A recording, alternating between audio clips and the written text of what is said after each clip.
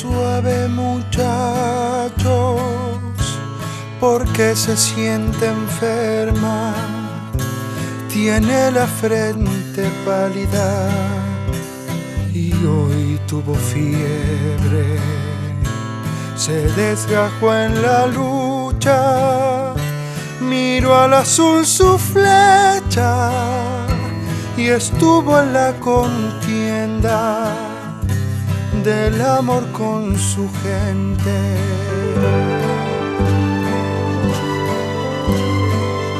Toquen suave, muchachos, que esta noche la vela, con su oración de siglos, con su oración de siempre, los duendes de los sueños que habitaron la tierra, hoy es noche en que todo se ha llenado de duendes. Toquen suave, muchachos, no se olviden que duermen. Se han callado los astros y el reloj no nos miente. Las 8:25 de la cita en horario, la viajera ha venido, la vida se detiene.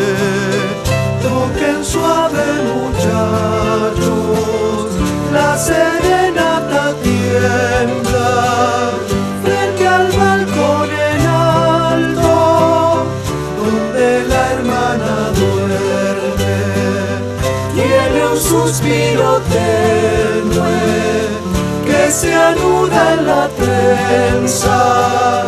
Le dice adiós un pájaro, Juan la besa en la frente.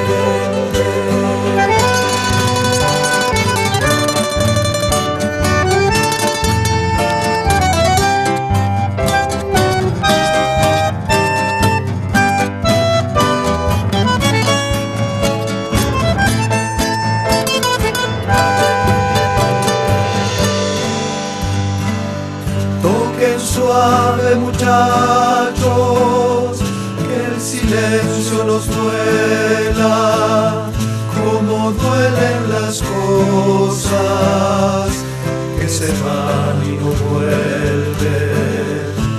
Pero ella vuelve siempre y ha de volver inmensa, cuando Juan una tarde de mayo nos regrese.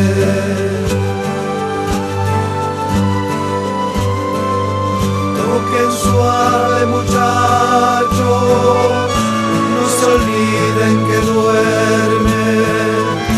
Se han callado los astros, la vida se detiene.